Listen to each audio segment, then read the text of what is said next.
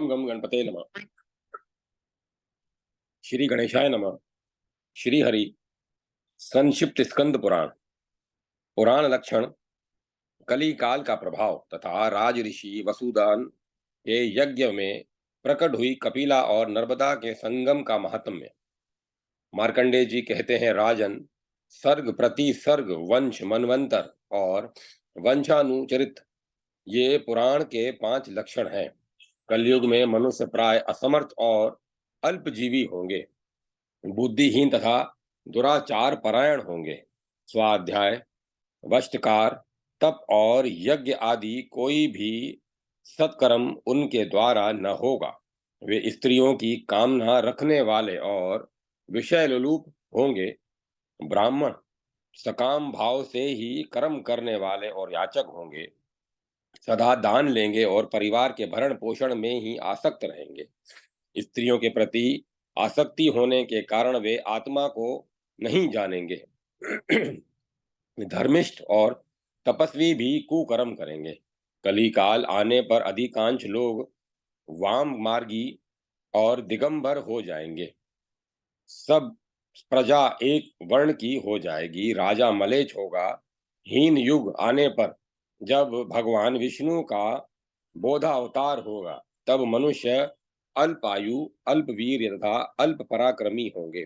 नाना प्रकार के देशव्यापी उपद्रव होते रहेंगे।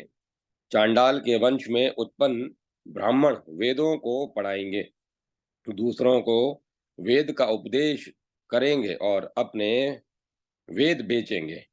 धन पाने के लोभ से राजाओं के दरबार में जाएंगे, अग्निहोत्र और कन्याओं का विक्रय करेंगे।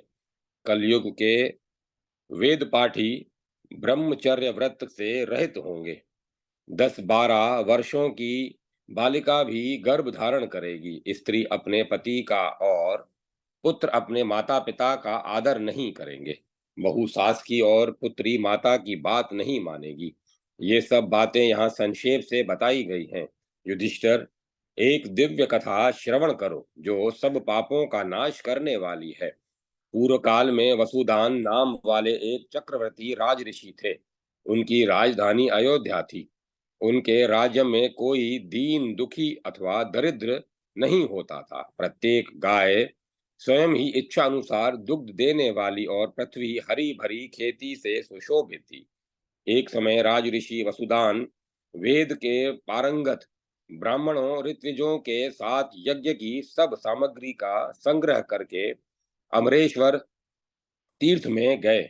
वहां उनका यज्ञ प्रारंभ हुआ और निर्विघ्न समाप्त भी हो गया। अवभृत के जल से वहां की स्वर्ण निर्मित समूची पृथ्वी भीग गई। उस यज्ञ में ब्रह्मा, विष्णु और शिव का एक साथ ही पूजन किया गया और वहां होम से दूध और घी की पृथक पृथक धाराएं बह निकली। गोमूत्र की भी एक धारा बहने लगी और वेदों के पारंगत विद्वान ऋषि मुनियों ने देवताओं को जो स्नान कराया था, उस जल की भी एक धारा बह चली। इन सब धाराओं के आपस में मिल जाने पर ब्रह्म ऋषियों और देवताओं ने देखा, एक नदी बह रही है। वह नदी कपिला नाम से प्रसिद्ध हुई। कपिला और नर्मदा का जहाँ संगम है, वह रुद्रावर्त तीर्थ बताया गया है। तदंतर दक्षिणाओं द्वारा सब ब्राह्मणों का भली भांति सत्कार किया गया। उन्हें नाना प्रकार के वस्त्र आभूषणों से विभूषित करके हाथी, घोड़े और रथ पर बिठाया गया। देवताओं को भी ऐसा ही सत्कार प्राप्त हुआ। सब देवता संतुष्ट होकर राज ऋषि वसुदान से बोले, महाभाग, इस यज्ञ से हम बहुत प्रसन्न हैं। तुम कोई वर मांगो। वसुदान बोले, देवताओं, नर्मदा और कपिला के संगम में स्नान करके जो मनुष्य महादेव जी की पूजा करते हैं, वे दिव्य विमानों द्वारा स्वर्ग लोक में जाएं, और जिनकी यहाँ मृत्यु हो वे पुनः संसार में जन्म न लेकर मुक्त हो जाएं। देवताओं ने कहा, राजन, तुम्हारे सभी अभिष्ट मनोरथ यथेष्ट सफल होंगे। ऐसा कहकर सब देवता अपने अपने विमान पर आरूढ़ हो प्रसन्नता पूर्वक स्वर्ग लोक को चले गए। राज ऋषि वसुदान भी वेद वेता ब्राह्मणों के साथ परम आनंद से युक्त हो अयोध्यापुरी में लौट आए। उस तीर्थ के प्रभाव से अंतःपुर एवं परिवार सहित उन्होंने प्रचुर भोगों का उपभोग किया और अंत में वे भगवान शिव के परम धाम में गए। युधिष्ठिर, इस प्रकार नर्मदा और कपिला के संगम का वृतांत बताया गया।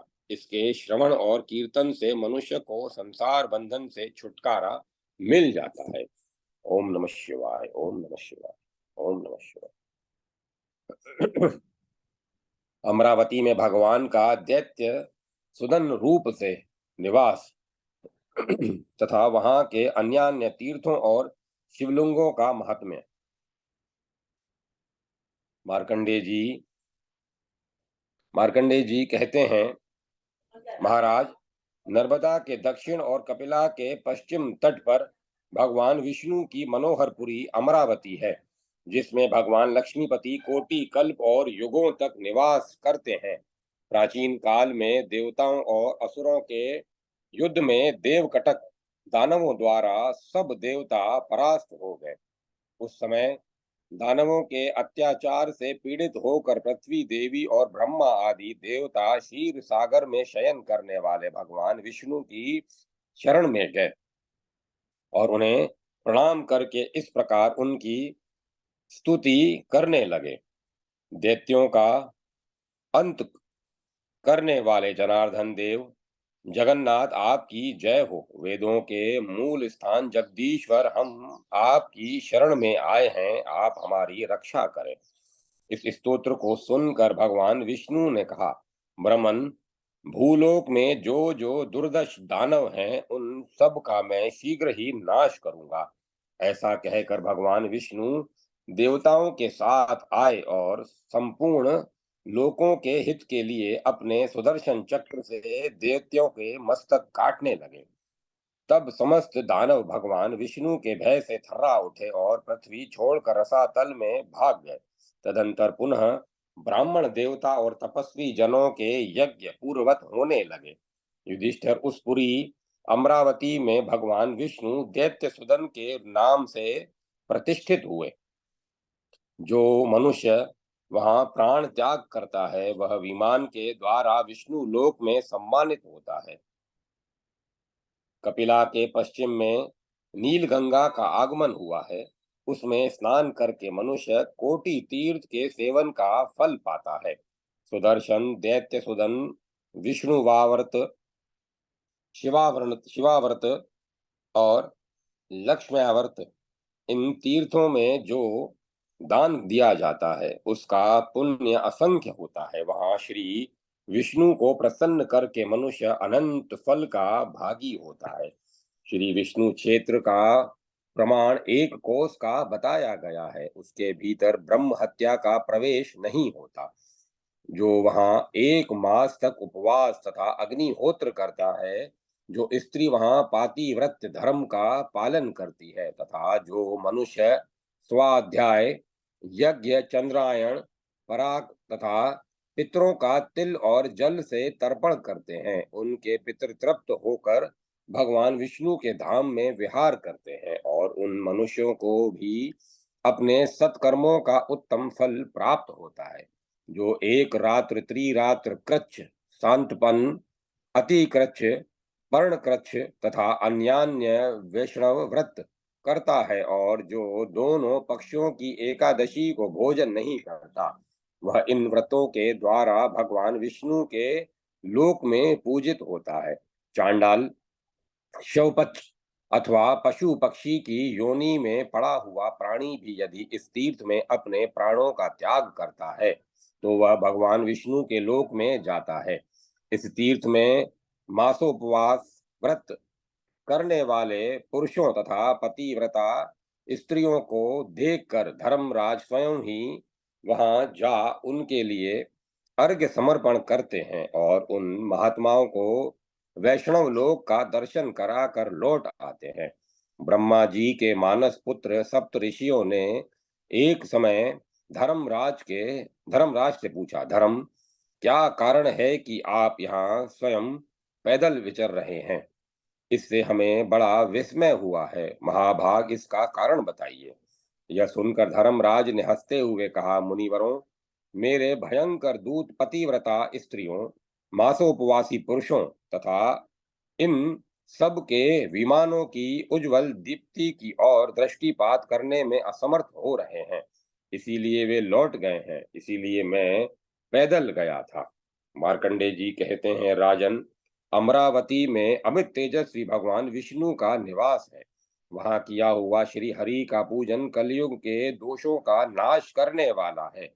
नर्मदा के उत्तर तट पर एक अन्य श्रेष्ठ देवता हैं जो ब्रह्मरेश्वर के नाम से विख्यात है, ब्रह्मोश्वर के नाम से विख्यात हैं। वे सब पापों का नाश करने वाले हैं। उनके पूजन से पाप राशि नष्ट होती है और पितृ तृप्त होकर ब्रह्मलोक को प्राप्त होते हैं। लंकेश्वर से दक्षिण सिद्ध लिंग बताया गया है। उसके पूजन और स्पर्श से गणपति पद की प्राप्ति होती है। विश्वेश्वर नामक महालिंग सर्वदेवमय और शुभ है।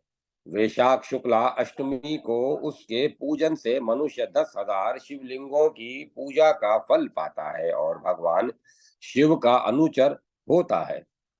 महाराज, तत्पश्चात नर्मदा नदी के उत्तर तट की यात्रा करें।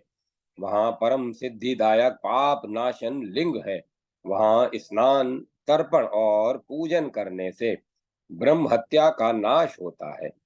उसके बाद सब पापों का नाश करने वाला ऋण मोचन लिंग है। उसके पूजन से अनेक जन्मों का ऋण नष्ट हो जाता है। ऋण मोचन के दर्शन पूर्वक तिल और जल की अंजलि देने से पितर तब तक तृप्त रहते हैं जब तक कि सूर्य, चंद्रमा और ताराओं की स्थिति बनी रहती है। नर्मदा और चरु के संगम में शास्त्रोक्त रीति से स्नान करके संगम के जल और बिल्व पत्र से जो महादेव जी को स्नान कराता और उनकी पूजा करता है, उसकी उमा महेश्वर धाम से कभी पुनरावृत्ति नहीं होती। चतुष्केश्वर नामक एक सिद्ध लिंग है जो आंवले के फल के बराबर है। देवता और दैत्य उसका पूजन करते हैं। मनुष्य उसे नहीं देख पाते। जो परम धार्मिक पुत्र इस तीर्थ में श्राद्ध करता है, उसके पितर महाप्रलय काल तक तृप्त रहते हैं। चरु नाम वाली नदी यज्ञ पर्वत से निकली है। पूर्व काल में अपने पुरोहित बृहस्पति जी के साथ देवराज इंद्र ने यहाँ यज्ञ किया था। सबसे तब से लोक में समस्त देवताओं द्वारा इसकी परम पवित्र महिमा का गान किया जाता है। वहाँ दारुवन नाम से विख्यात एक तीर्थ है जो पृथ्वी पर सबके द्वारा सेवित होता है। त्रेता में 60,000 तपस्वी मुनियों ने उस तीर्थ में निवास किया था। वे सभी कंद मूल फल का आहार करने वाले और अग्निहोत्र परायण थे। इस तीर्थ के प्रभाव से उन्हें ब्रह्मलोक की प्राप्ति हुई है। दारू वन में सब पापों का नाश करने वाला एक शिवलिंग है, जिसके पूजन से मनुष्य गणपति जिसके पूजन से मनुष्य गणपति होता है। वहीं सर्वदेव में शुभ विमलेश्वर लिंग है। वहां स्नान करने से मनुष्य स्वर्ग में जाते हैं और जो मरते हैं उनका पुनर्जन्म नहीं होता। उस तीर्थ में देवता और असुर सबको निर्मल करके पिनाकधारी महादेव अपने धाम में ले जाते हैं और वहां तिल, जल और पिंडदान देकर पितरों को तृप्त करता है। वह भगवान महेश्वर के परम धाम को जाता है। युधिष्ठिर, विमलेश्वर लिंग को तुम साक्षात महेश्वर ही समझो। वहीं एक व्याघ्रेश्वर लिंग भी है। वहां व्याघ्री को स्वर्ग लोक की प्राप्ति हुई थी। उस तीर्थ में तिल, जल और हविष का पिंडदान देने से पुत्र अपने पहले और पीछे के 100 पीढ़ियों का उद्धार कर देता है। और स्वयं जब तक 14 इंद्र व्यतीत होते हैं, तब तक वरुण लोक में निवास करता है। व्याघ्रेश्वर देव के पूजन, कीर्तन और श्रवण से मनुष्य इंद्र लोक को प्राप्त होता है। ओम नमः शिवाय, ओम नमः शिवाय। अमरकंटक पर सूत्र याग का महात्म्य, कावेरी संगम और प्योष्णी संगम की महिमा तथा वहां के अन्य तीर्थों के सेवन की महत्ता। मार्कंडे जी कहते हैं, युधिष्ठिर, चंद्र ग्रहण, सूर्य ग्रहण, क्षणचिति मुख, युगादि, विषुव व्यतिपात, संक्रांति, कार्तिक, माघ और वैशाख की पूर्णिमा, कपिल षष्ठी, वैशाख शुक्ला तृतीया, कार्तिक शुक्ला नवमी, माघ की अमावस्या तथा भाद्रपद कृष्णा त्रयोदशी, ये युगादि तिथियां हैं। इन पर्वों में सूत्र याग करना चाहिए। भगवान शंकर के तुल्य जो पर्वत है, उसे उमा सहित महादेव जी तथा गणेश जी का स्वरूप समझकर जो सूत से लपेटता है, वह सहस्त्रों युगों तक स्वर्ग लोक में प्रतिष्ठित होता है। जो स्त्री उस पर्वत को सूत से आवेष्टित करती है, वह पति से संयुक्त एवं पुत्रवती होती है। राजन, रेशमी सुत अथवा कपास का सुत लेकर उसे 9 तागों का या 10, 12, 18 अथवा 24 तागों का कर ले। फिर उसे कोटि तीर्थ में धोवे और गंध एवं धूप से सुवासित करे। तत्पश्चात उसमें फूल की माला बांधे और रात में दीपावली जलवाए। ओम कार तीर्थ में विधि पूर्वक रात में जागरण करते हुए भगवान शिव के ध्यान में तत्पर रहे और निराहार रहकर रात्रि व्यतीत करे। फिर प्रातः काल ओमकारेश्वर का पूजन एवं उत्सव करें। एकाग्र चित्त होकर अक्षय वट के सूत बांधे और सर्व तीर्थ में शुभ स्वरूप कोटि तीर्थ की यात्रा करे।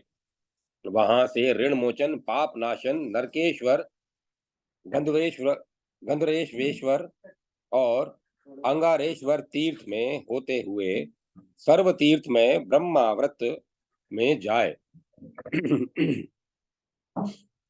वहां स्नान करके मनुष्य शिव लोक को पाता है। उस तीर्थ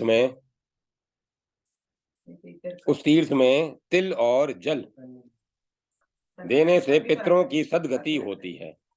सर्व पाप नाशक दारुकेश्वर लिंग के पूजन से मनुष्य विद्याधर होता है।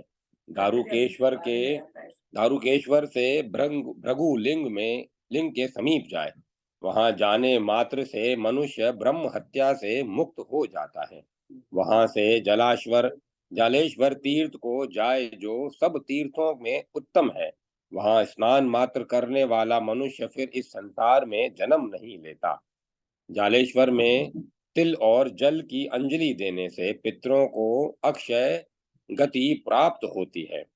जलेश्वर से पुनः कोटि तीर्थ में आवे और विधि पूर्वक स्नान करके ओमकारेश्वर महादेव के श्री अंगों में श्वेत सूत बांधे।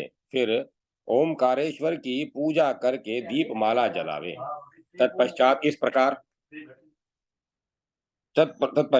इस प्रकार प्रार्थना करें, महेश्वर, आपके प्रसाद से मेरा यह सूत्र याग सफल हो।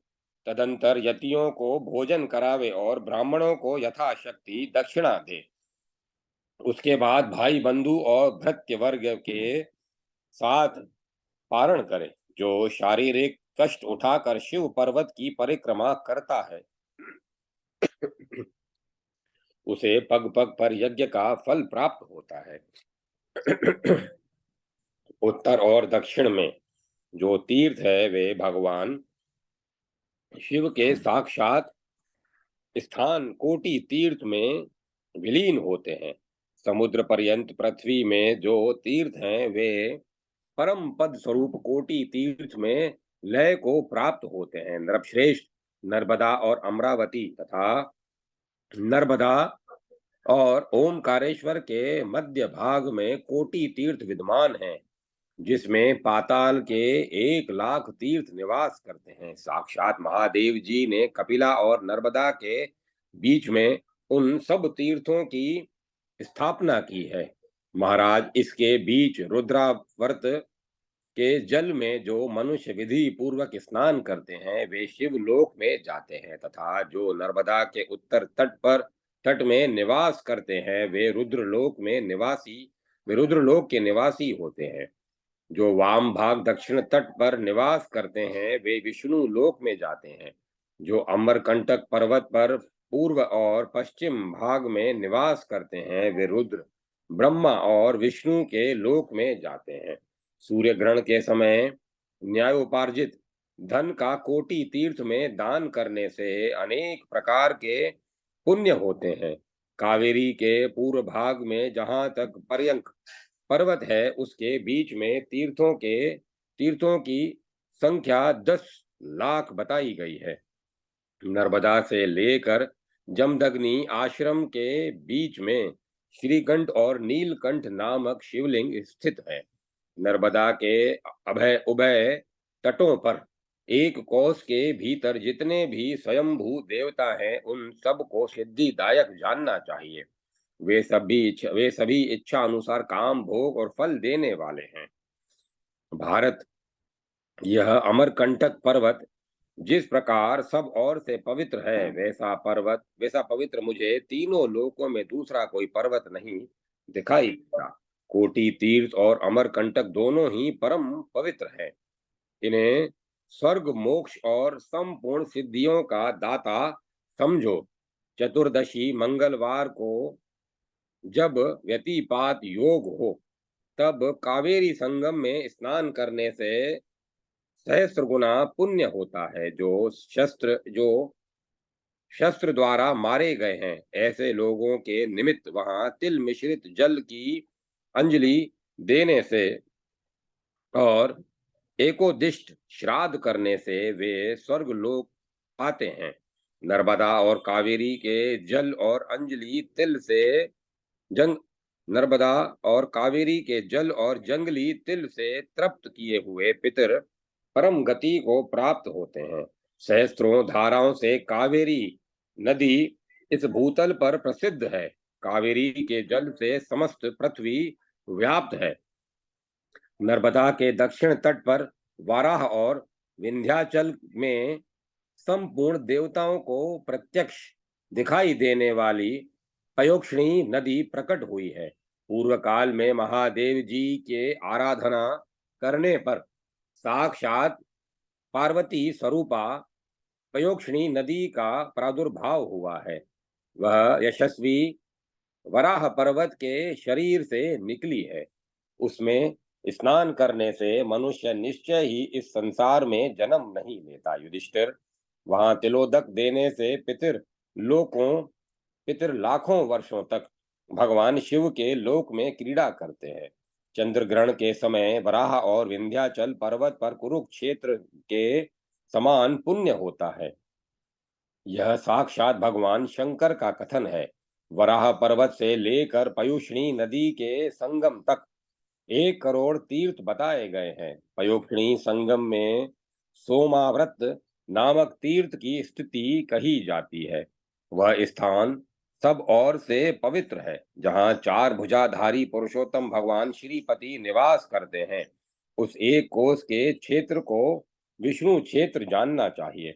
अश्वनी मास के कृष्ण पक्ष की चतुर्दशी और अमावस्या तथा शुक्ल पक्ष की प्रतिपदा ये क्रमशः उस तीर्थ के पर्व हैं। चतुर्दशी को 4 का योग होने पर अर्थात मास पक्ष तिथि और विष्णु क्षेत्र का संयोग होने पर वहां अमृत की धारा बहती है। उस दिन वहां तर्पण करने से पितर अवश्य ही तृप्त होते हैं। सूर्य ग्रहण के समय कुरुक्षेत्र में जो फल बताया गया है सूर्य ग्रहण के समय कुरुक्षेत्र में जो फल बताया गया है वह तापी और पयोक्षणी के संगम में भी प्राप्त होता है। नर्मदा के दक्षिण पाताल से एक तीर्थ प्रकट हुआ है जो तीनों लोकों में कावेरी कुंड के नाम से विख्यात हुआ है। उसमें स्नान मात्र करने से मनुष्य गणाध्यक्ष पद को प्राप्त करता है। वहां कुंडेश्वर नामक एक सिद्ध लिंग है जो देवताओं और सिद्धों से सुसे, सुसेवित है। उस पवित्र लिंग का जो भूल से भी पूजन कर लेता है उसके पुण्य की कोई संख्या नहीं है। स्वयं प्रकट हुए जो स्वयंभू लिंग हैं वे स्वर्ग और मोक्ष देने वाले हैं। कावेरी में मनुष्य जहाँ कहीं भी स्नान करता है वह अश्वमेध के फल को पाकर विष्णु लोक में प्रतिष्ठित होता है। ओम नमः शिवाय। ओम नमः शिवाय। भद्र रुद्रेश्वर की महिमा। दुर्वासा जी के द्वारा अमरकंटक का गया तीर्थ के तुल्य होना और तथा राजा भरत का यज्ञ।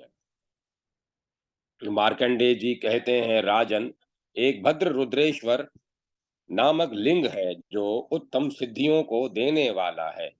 पूर्व कल्प में भद्र और रुद्र नाम वाले जो दो गंधर्व थे वे दोनों भाई थे। उन्होंने विधि पूर्वक इस शिवलिंग की अर्चना करके विद्याधर लोक प्राप्त किया। आदि कल्प के चाक्षुष मनवंतर में सतयुग आने पर निमि नाम से प्रसिद्ध एक चक्रवर्ती राजा हुए। वे ब्राह्मण के क्रोध से पक्षी योनि में पड़ गए थे। उन्होंने सोमवती अमावस्या में यहाँ स्नान करके इस तीर्थ में इस तीर्थ के महात्म्य से पक्षी योनि त्याग कर स्वर्ग लोक प्राप्त किया। एक समय उग्र तपस्वी दुर्वासा मुनि सब तीर्थों में घुस रहे थे। एक समय उग्र तपस्वी दुर्वासा मुनि सब तीर्थों में घूम रहे थे। घूमते घूमते वे पितरों के हित की कामना से पितृ तीर्थ गया जी में गए। वहां स्नान करके महादेव जी और ब्रह्मा जी की पूजा करने के पश्चात उन्होंने कुश और तिल युक्त जलांजलि तथा पिंड पितरों के लिए अर्पण किए।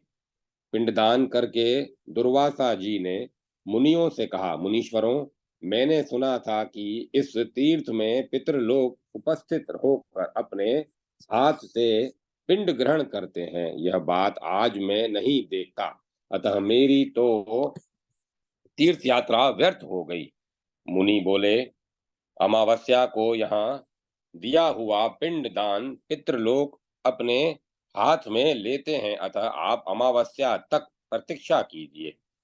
दुर्वासा ने कहा, अब न तो यहाँ पिंड दूंगा और न स्नान एवं दान ही करूंगा। इसके बाद उन्होंने मुनिवर एरंड से कहा, आप क्यों अपने शरीर को कलेश दे रहे हैं? कमंडलू हाथ में लेकर ओमकार तीर्थ और नर्मदा नदी की यात्रा कीजिए।